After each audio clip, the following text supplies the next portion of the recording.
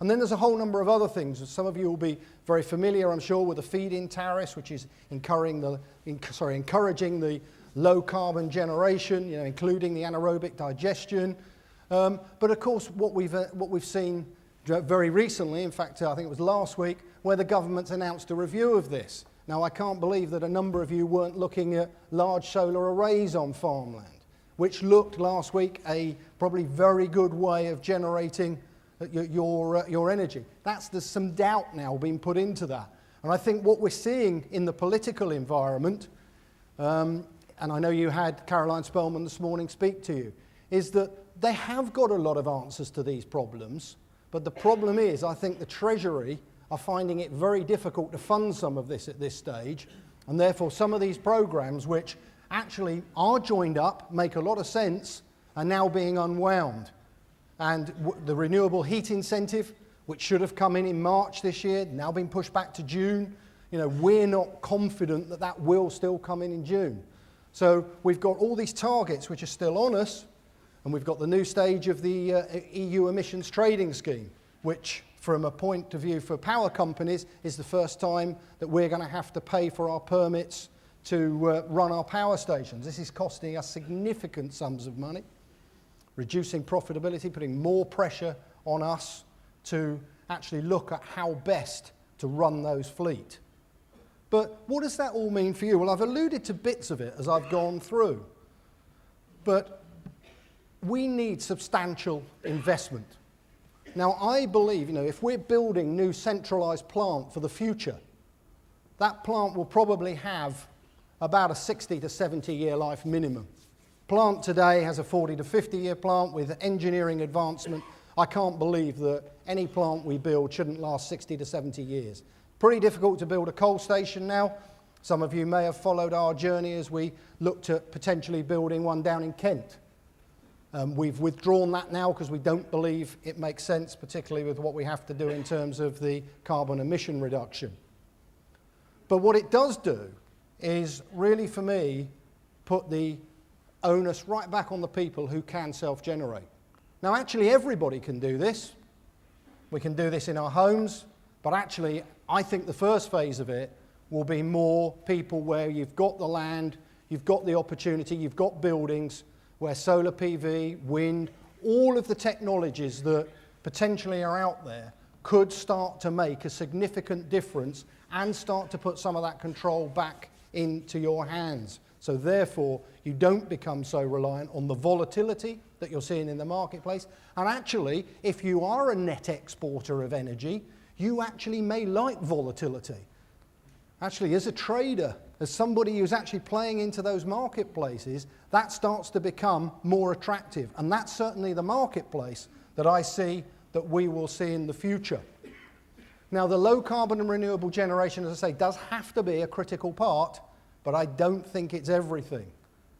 So therefore, it's about how you use some of that to mix in, I would have thought, with some central generation as you're pulling from today. Now, the two sort of drivers that I think are the key things for you here are the FIT and the RHI, and particularly FIT, because that feed-in tariff really is designed to encourage the micro generation, and I think that solar PV is going to be a big source of that over the next probably 3 to 4 years. I think inevitably we will see a reduction in some of the commitments that we get in terms of the incentives. So when you sit back and look at, well, should I just wait and see what happens? Are prices going to come down for this? Am I investing at the right time? Well, I wish I had a crystal ball. I wish I could tell you exactly what I think is going to happen there. But when I weigh up all of those things, let me tell you, I'm just about to have my roof done on my domestic property, and as soon as it's done, I'm putting solar PV on the roof. So I believe that actually, for me and for you, now is a good time to be starting to think about how do we make that investment whilst the incentives look attractive. In terms of RHI, that's more around the heating piece, and I think it will, in my view, drive a lot of biogas, biomethane for that heating market. but I don't think in the short term it's going to have exactly the impact that the FIT will have. So my view is that we will see more benefit from FIT. I think in the domestic marketplace you may see more on the heating side. So what are those opportunities? Well, as I say, I have alluded to some. They're the obvious ones. It's not something here where you need a huge amount of investigation into what are the technologies. I think the technologies are quite clear. I think what it does need, though, is the device that we can bring, which is, you know, our skill in having run energy solutions on a big scale and also on a small scale in the past, and enables us to provide the maintenance support.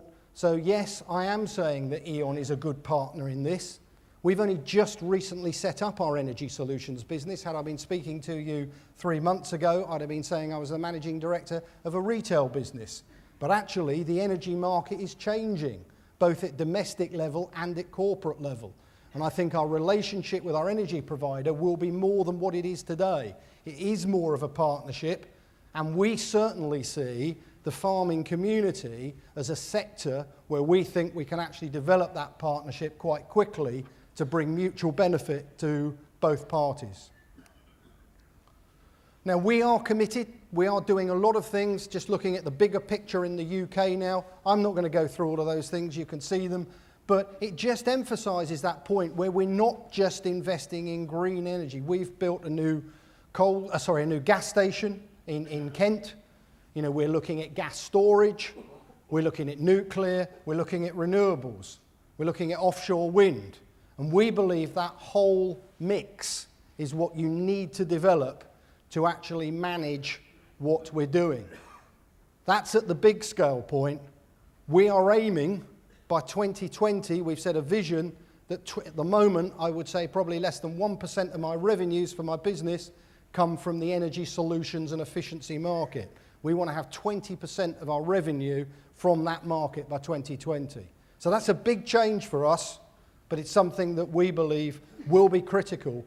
And actually, it helps us in terms of the emissions that we are trying to reduce, because if we can actually do some of this on a smaller scale and avoid building some of those bigger stations, well, that is good from an emissions point of view. It's also good from a capital investment point of view from our returns as a business.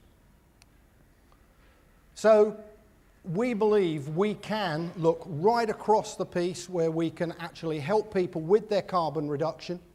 We do believe that the cost efficiency will work in some of these projects. It's not going to work every time. It never does. And we do have the credentials to operate in this marketplace.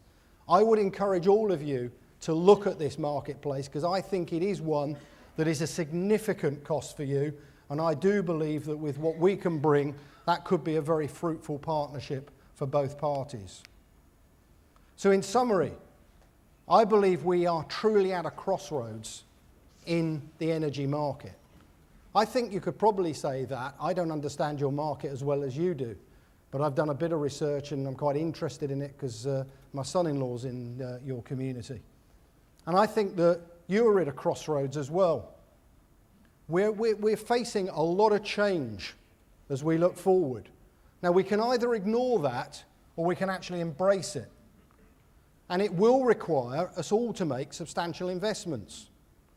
But actually, if we look forward, I think we're in growing industries, both of us. So that's why I think we should have the confidence to actually form that partnership. We should influence what's going on at government level, on regulation, and we do that regularly, both at a UK and European level. But my final message to you would be, do you really want to sit here with rising prices, with more volatility, and just leave it to other people to manage that? Or do you believe that with the skills that you have, and perhaps with a partner, that actually you could provide more certainty to your business and at the same time help to drive towards the lower carbon economy that we, and I'm sure you, would want this country to have? And I would just reiterate what my bottom slides, part of that slide says. I believe that we at E.On can help you do that. And I would love to have the opportunity to work with a number of you to do that. So thank you very much, and I wish you a very good afternoon. Thank you.